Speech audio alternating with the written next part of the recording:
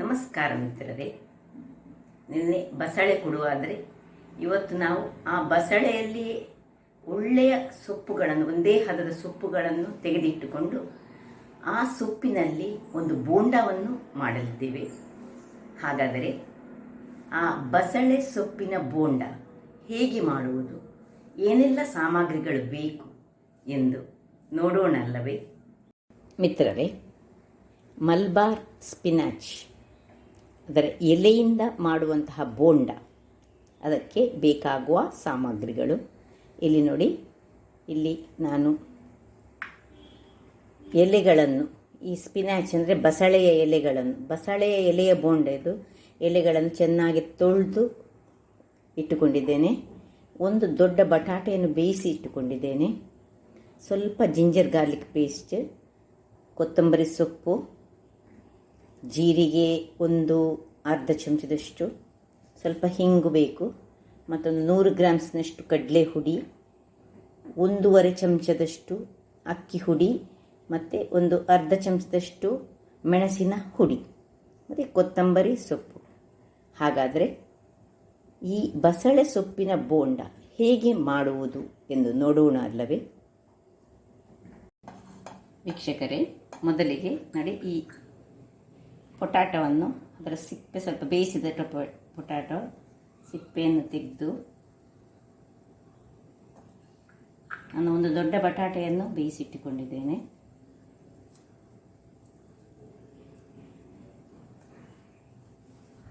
ನೋಡಿ, ಹೀಗೆ ಪೊಟ್ಯಾಟೊವನ್ನು ಸ್ಮ್ಯಾಶ್ ಮಾಡಿಕೊಳ್ಳೋಣ.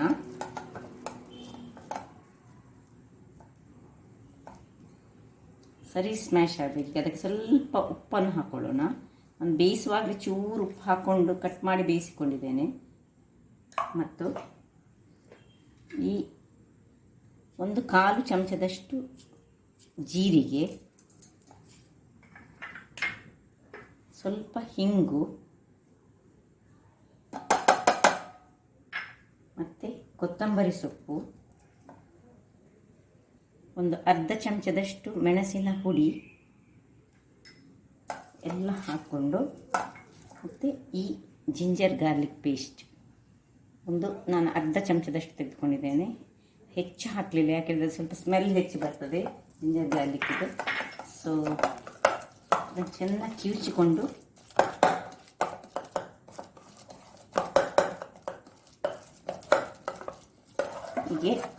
ಹೀಗೆ ತರಬೇಕದು. ಇದನ್ನು ನಾವೊಂದು ಈ ಪಾತ್ರೆಯಲ್ಲಿ ಇಟ್ಟುಕೊಳ್ಳೋಣ, ಇದನ್ನು ಸೈಡಲ್ಲಿ ಇಟ್ಟುಕೊಳ್ಳೋಣ. ಈಗ ಇನ್ನೊಂದು ಪಾತ್ರೆಯನ್ನು ತೆಗೆದುಕೊಂಡು ಇದರಲ್ಲಿ ಸ್ವಲ್ಪ ಉಪ್ಪನ್ನು ಹಾಕೊಳ್ಳೋಣ. ಒಂದು ಅರ್ಧ ಚಮಚದಷ್ಟು ಉಪ್ಪು, ಈ ಕಡಲೆ ಹುಡಿ ಬೇಸನ್, 1.5 ಚಮಚದಷ್ಟು ಅಕ್ಕಿ ಹುಡಿ, ಅರ್ಧ ಚಮಚದಷ್ಟು ಮೆಣಸಿನ ಹುಡಿ, ಜೀರಿಗೆಯನ್ನು ಸ್ವಲ್ಪ ಹೀಗೆ ಕೈಯಲ್ಲಿ ಕ್ರಷ್ ಮಾಡ್ಕೊಂಡು ಹಾಕಿದರೆ ಒಳ್ಳೆ ಆಗ್ತದೆ. ಸ್ವಲ್ಪ ಈ ಕೊತ್ತಂಬರಿ ಸೊಪ್ಪು ಉಳಿದದ್ದು, ಅಗತ್ಯ ಇಲ್ಲ ಅಲ್ಲಿಗೆ. ಇಷ್ಟನ್ನು ಹಾಕಿ ಸ್ವಲ್ಪ ನೀರನ್ನು ಹಾಕಿ ಇದನ್ನು ಮಿಕ್ಸ್ ಮಾಡ್ಕೊಳ್ಳೋಣ. ಇದು ಸಾಧಾರಣ ನಾವು ಪೋಡಿ ಮಾಡುವಂತಹ ಬ್ಯಾಟರಿ ವೀಕ್ಷಕರೇ.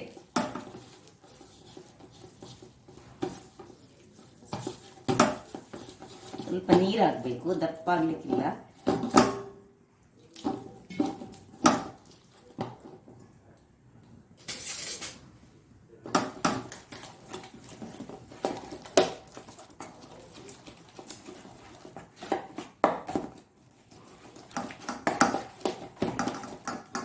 ಇನ್ನು ಸ್ವಲ್ಪ ನೀರು ಹಾಕುವ.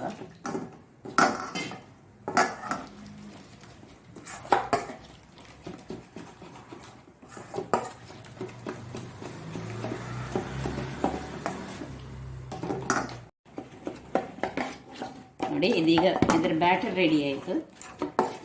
ತುಂಬ ಮಂದಿ ಇದ್ದರೆ ತುಂಬ ಪ್ರಮಾಣದಲ್ಲಿ ಮಾಡಿ. ಇದೀಗ ನಾವು ಸ್ವಲ್ಪ ಮಂದಿ ಇರುವ ಕಾರಣ ನಾನು ಇದನ್ನು ಹೀಗೆ ತಗೊಂಡು ನೋಡಿ, ಇಲ್ಲಿ ನೋಡಿ, ಇದು ರೆಡಿ ಉಂಟು. ಈಗ ಈ ಎರಡು ಎರಡೆರಡು ಎಲೆಗಳನ್ನು ನಾವು ತೆಗೆದುಕೊಳ್ಬೇಕು ವೀಕ್ಷಕರೇ. ನೋಡಿ ಹೀಗೆ ಹೀಗೆ ಎರಡೆರಡು ಎಲೆಗಳು ನಮಗೆ ಬೇಕು. ಇದಕ್ಕೆ ಸ್ವಲ್ಪ ನಾವು ಕಟ್ಟು ಮಾಡುವಾಗಲೇ ಸ್ವಲ್ಪ ಇದರ ದಂಟುಗಳನ್ನು ಇಟ್ಟುಕೊಳ್ಬೇಕು. ಈಗ ಮೊದಲಿಗೆ ಈ ಸ್ಮ್ಯಾಶ್ ಮಾಡಿದಂಥ ಚೆನ್ನಾಗಿ ಸ್ಮ್ಯಾಶ್ ಮಾಡಿದಂತಹ ಇದನ್ನು ಈ ಎಲೆಗಳಲ್ಲಿ ಒಂದು ಎಲೆಯ ಮೇಲೆ ಸ್ಪ್ರೆಡ್ ಮಾಡ್ಕೊಳ್ಳೋಣ.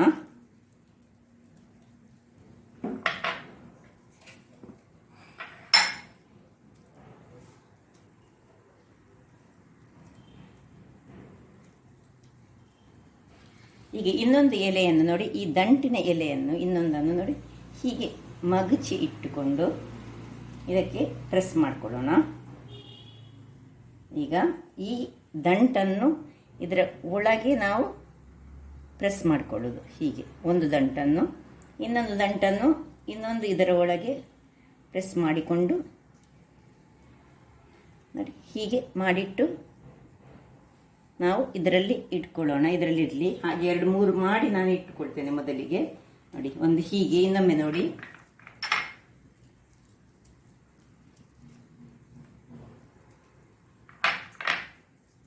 ಬಹಳ ರುಚಿಕರವಾಗಿರ್ತದೆ, ಸೂಪರ್ ಟೇಸ್ಟ್. ಪುನಃ ಇದು ಈ ಬಸಳೆಯ ಎಲೆ ಮಲ್ಬಾರ್ ಸ್ಪಿನಾಚ್ ಹೇಳ್ತೇವಲ್ಲ ನಾನು ಮ್ಯಾಂಗ್ಳೂರ್ ಸ್ಪಿನಾಚ್ ಅಂತೆಲ್ಲ ಹೇಳೋದು, ಯಾಕೆಂದರೆ ನಾವು ಇದನ್ನು ಮ್ಯಾಂಗ್ಳೂರಿನಲ್ಲಿ ಬೆಳೆಸ್ತೇವೆ. ಅದರಿಂದಾಗಿ ನೋಡಿ ಇದನ್ನು ಇದರ ಮೇಲೆ ಇಟ್ಟು ಹೀಗೆ ಈ ಎಲೆಯ ದಂಟನ್ನು ಇದರ ಒಳಗೆ ಹಾಕಿಕೊಳ್ಳುವುದು, ಇನ್ನೊಂದು ದಂಟನ್ನು ಇನ್ನೊಂದರ ಒಳಗೆ ಹಾಕೊಳ್ಳುವುದು. ಈಗ ನೋಡಿ ಇನ್ನೊಂದು ಬೇಕಿದ್ರೆ ನಾವು ಮಾಡಿ ತೋರಿಸ್ಬೋದು. ಈ ದಂಟೊಂದು ಉದ್ದ ಇದ್ದರೆ ಆಯಿತು.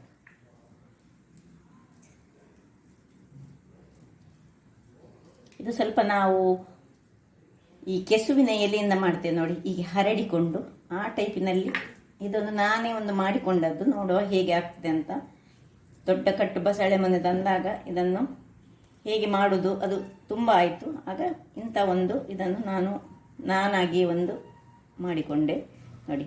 ಇದನ್ನು ಇದರ ಒಳಗೆ ಇದರ ದಂಟನ್ನು ಇದರ ಒಳಗೆ ಸಿಕ್ಕಿಸಿಕೊಳ್ಳೋದು, ಒಂದು ದಂಟನ್ನು ಇನ್ನೊಂದು ದಂಟನ್ನು ಇನ್ನೊಂದರ ಸೈಡಿನ ಒಳಗೆ ಅದಕ್ಕೆ ತಿರುಗಿಸಿ ನಾವು ಹಾಕ್ಕೊಳ್ಬೇಕು.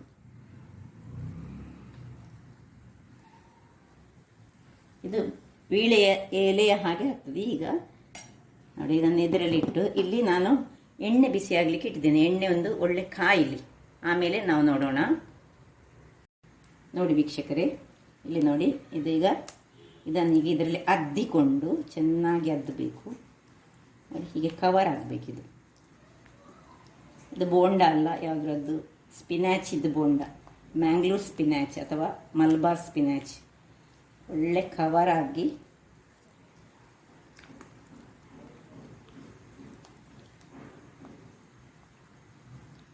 ನೋಡಿ. ಇಲ್ಲೀಗ ಹೆಚ್ಚು ಹಾಕ್ಲಿಕ್ಕೆ ಹೋಗೋದು ಬೇಡ, ಎರಡೆರಡೇ ಹಾಕೊಳ್ಳೋಣ.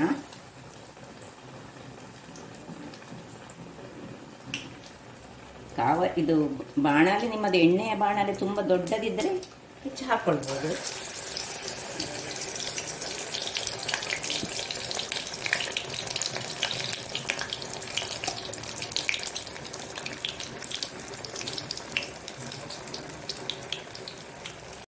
ನೋಡಿ ವೀಕ್ಷಕರೇ, ನೋಡಿ ಹೇಗೆ ಕಾಯ್ತಾ ಬಂತು ನೋಡಿ.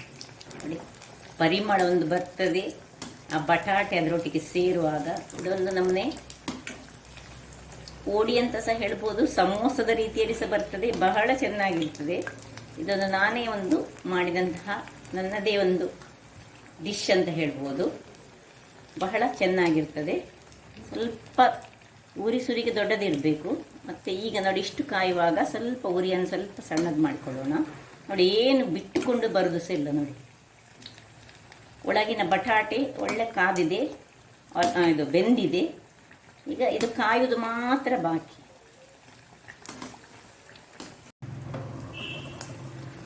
ವೀಕ್ಷಕರೇ ನೋಡಿ ರೆಡಿ ಆಯಿತು. ನೋಡಿ ಹೇಗೆ ಬಂದಿದೆ ನೋಡಿ.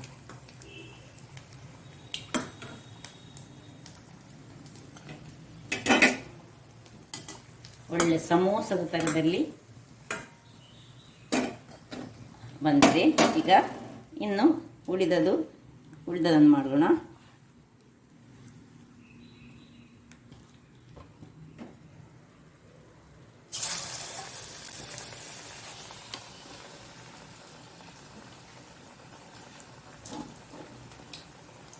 ಒಳ್ಳೆ ಕವರ್ ಮಾಡಿಕೊಳ್ಬೇಕು. ಇನ್ನು ಸ್ವಲ್ಪ ನೀವು ಹೆಚ್ಚು ಕಡಲೆ ಹುಡಿಯನ್ನು ತೆಗೆದುಕೊಳ್ಬೋದು, ಅಥವಾ ಇಲ್ಲಿ ನಿಮಗೆ ಇದರ ಒಳಗೆ ಸುತ್ತಲಿಕ್ಕೆ ಆಗದಿದ್ದರೆ ಈ ನಮ್ಮದು ತೆಂಗಿನ ಮರದ ಕಡ್ಡಿಗಳಿರ್ತದಲ್ಲ, ಒಳ್ಳೆ ಕಡ್ಡಿ ಇದ್ದರೆ, ಫ್ರೆಶ್ ಕಡ್ಡಿ ಇದ್ದರೆ, ಇಡುಸುಡಿ ಕಡ್ಡಿ ಹೇಳ್ತೇವಲ್ಲ, ಅದನ್ನು ಸಹ ನಾವು ಯೂಸ್ ಮಾಡ್ಬೋದು. ಆಯಿತು ವೀಕ್ಷಕರೇ, ನೋಡಿ ಎರಡನೇದು ನೋಡಿ ಎಷ್ಟು ಲೈಟ್ ವೆಯ್ಟಲ್ಲಿ ಹೇಗೆ ಬರ್ತದೆ ನೋಡಿ, ಬಹಳ ಚೆನ್ನಾಗಿರ್ತದೆ. ಈ ಬಸಳೆ ಎಲೆ ಹೆಲ್ದಿ ಸಹ, ಆದರೆ ಫ್ರೈ ನಾನು ಹೆಲ್ದಿ ಅಂತ ಹೇಳೋದಿಲ್ಲ ನೋಡಿ.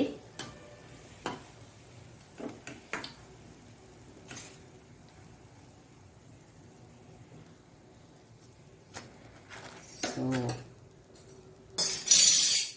ಮಂಗಳೂರು ಸ್ಟೈಲಿನ ಇದನ್ನು ಆಫ್ ಮಾಡ್ಕೊಳ್ಳೋಣ. ನೋಡಿ ಮಂಗಳೂರು ಸ್ಟೈಲಲ್ಲಿ ಇದು ಹೇಗೆ ಬಂದಿದೆ ನೋಡಿ. ಅದು ಸರಿ ಕವರ್ ಮಾಡಿದರೆ ಸಹ ಇಷ್ಟು ಚೆನ್ನಾಗಿ ಬರ್ತದೆ. ಏನು ಲೈಟ್ ವೆಯ್ಟಾಗಿ ಒಳಗೆ ಪೊಟ್ಯಾಟೊ ಉಂಟು ನೋಡಿ. ಬೇಕಿದ್ರೆ ಒಂದು ಕಟ್ ಮಾಡಿಕೊಳ್ಳೋಣ, ಅಲ್ಲಿ ಪ್ರೆಸೆಂಟ್ ಮಾಡುವ.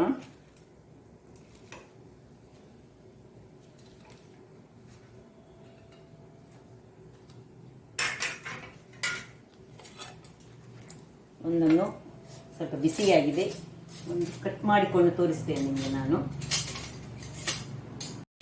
ನೋಡಿ ವೀಕ್ಷಕರೇ, ಒಂದೊಂದು ನೋಡಿ ಹೀಗೆ ಕಟ್ ಮಾಡಿ ತೋರಿಸ್ತೇನೆ ನಿಮಗೆ ಹೇಗೆ ಉಂಟಂತ. ಒಳಗಿಂದ ನೋಡಿ ಕ್ರಿಸ್ಪಿ ಸಹ ಉಂಟು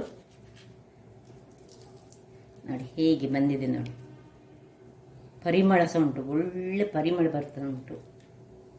ಹಾಗಾದರೆ ಈ ನನ್ನ ಕುಕಿಂಗ್ ಚಾನಲ್ ನಿಮಗೆ ಇಷ್ಟ ಆದರೆ ಬೋಳೂರು ಸುವರ್ಣ ಚಾನಲನ್ನು ಲೈಕ್ ಮಾಡಿ, ಶೇರ್ ಮಾಡಿ ಹಾಗೂ ಸಬ್ಸ್ಕ್ರೈಬ್ ಮಾಡಿ, ಹಾಗೂ ನನ್ನ ಇನ್ಸ್ಟಾಗ್ರಾಮ್ ಪೇಜನ್ನು ಫಾಲೋ ಮಾಡಿ.